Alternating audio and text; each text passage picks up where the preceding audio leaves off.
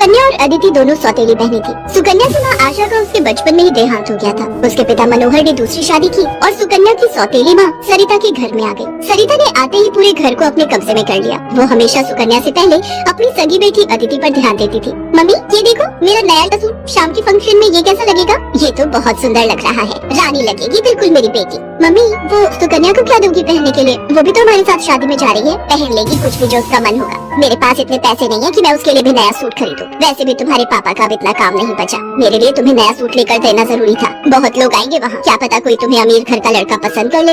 अरे सरिता, कभी कभी अपनी बड़ी बेटी सुकन्या के बारे में भी सोच लिया करो। वो बेचारी भी तो शादी लायक है। बस आ गए अपनी लाडली बेटी के बारे में चिंता करने। पता नहीं कौन से मनहूस दिन मेरी तुम्हारे साथ शादी हुई थी। जब से आई हूँ एक ही नाम तुम्हारे मुंह पर चढ़ा हुआ है। देखती हूँ सुकन्या सुकन्या। अरे तुम्हारी दूसरी बेटी अदिति भी कुंवारी है, वो भी तुम्हारी ही बेटी है। उसके बारे में भी कुछ सोचा करो। मैं हूँ जो पैसे जोड़ जोड़ कर अपनी बेटी को सूट दिलवाए है। अब शाम को चलने की तैयारी कर लो, बहुत बड़े बड़े लोग उस शादी में आएंगे। ये तो मेरी सहेली पुष्पा की बड़ी मेहरबानी है जो उसने हमें एक कार्ड दे दिया, वरना हम गरीबों को इस शहर में और इतनी बड़ी शादी में कौन पूछेगा। मनोहर को पता था कि सरिता का स्वभाव बहुत ही खड़ूस है, इसलिए वो चुपचाप अपने कमरे में चला जाता है। शाम को सब लोग शादी के लिए तैयार होते हैं। अदिति बहुत ही सुंदर सूट पहनकर तैयार होती है। सुकन्या के पास तो कपड़े ही नहीं थे। अचानक मनोहर सुकन्या के पास आता है। सुकन्या बेटी, ये ले, ये तेरी माँ की साड़ी है, तू ये पहन कर तैयार हो जा। देख कितनी सुंदर साड़ी है, मेरे संदूक में रखी थी, मैं वही ढूंढ रहा था और आज मुझे मिल गई।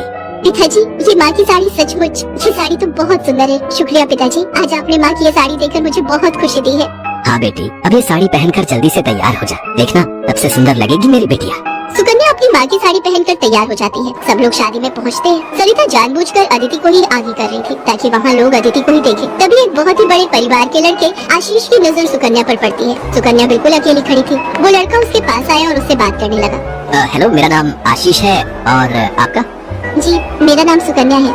अच्छा नाम है आपका। वैसे आप यहाँ अकेली क्यों खड़ी हैं? चलिए ना, वहाँ डांस फ्लोर पर सब लोग डांस करें। आशीष को सुकन्या से बात करता देख सरिता आशीष के पास आती है। सुकन्या बेटा, तुम्हारे पापा तुम्हें बुला रहे हैं, इनके साथ अदिति डांस कर लेगी।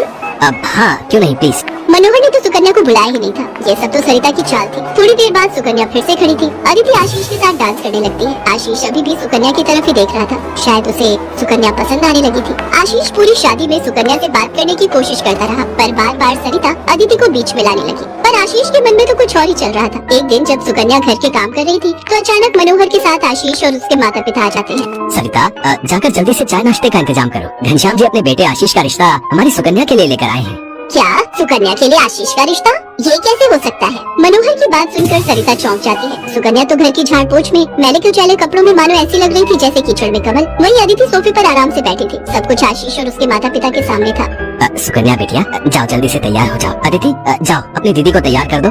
कोई जरूरत नहीं है तुम्हें उसे तैयार करने की। तुम उसकी नौकर नहीं हो जो उसे तैयार करो, अपने आप हो जाएगी तैयार। ये रिश्ता उसके लिए आया है, अदिति उसकी नौकरानी नहीं है। अंदर चल रही सरिता और मनोहर की बातें थोड़ी थोड़ी आशीष और उसके माता पिता के कानों में आ रही थी, इसलिए मनोहर बाहर आ जाता है। मनोहर जी, हमारे बेटे आशीष को आपकी सुकन्या उस दिन बहुत पसंद आई थी और वैसे भी हम आशीष के लिए लड़की ढूंढ ही रहे थे, इसलिए अचानक ही आपको मैंने फोन मिला दिया। मेरी सुकन्या तो बहुत किस्मत वाली है जो आप जैसे इतने बड़े घर का रिश्ता उसके लिए आया, वरना हम तो, मैं आपको क्या ही कहूँ। घनश्याम जी, आपने सचमुच मुझ पर बहुत बड़ा उपकार किया है। नहीं नहीं मनोहर जी, इंसान दिल से अमीर होता है। आपने अपनी बेटी सुकन्या को जो संस्कार दिए हैं वो किसी धन दौलत से कम नहीं।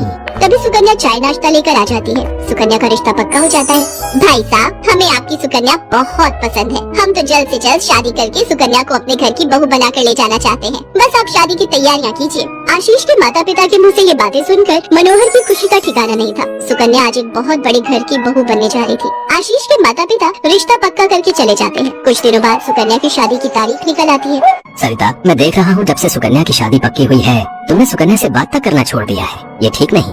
तुम अपनी बेटी की शादी करो, मैं इस शादी में कोई हाथ नहीं लगाऊंगी। ये रिश्ता मेरी बेटी के लिए था। मैं चाहती थी आशीष के साथ अपनी बेटी का रिश्ता करना, पर तुम्हारी उस सुकन्या ने सब काम खराब कर दिया। ये तुम गलत कह रही हो सरिता। सुकन्या के लिए आशीष के माता पिता खुद से रिश्ता लेकर आए हैं। तुम्हें तो खुश होना चाहिए। तुम क्यों सौतेलापन सुकन्या के साथ रख रही हो? तुम्हें तो उसकी सगी माँ बनकर उसे विदा करना चाहिए। मैं इसलिए तुम्हें उसकी माँ बनाकर लाया था, वरना क्या? क्या कहो तो मैं अभी ये घर छोड़कर चली जाती हूँ। बोलो।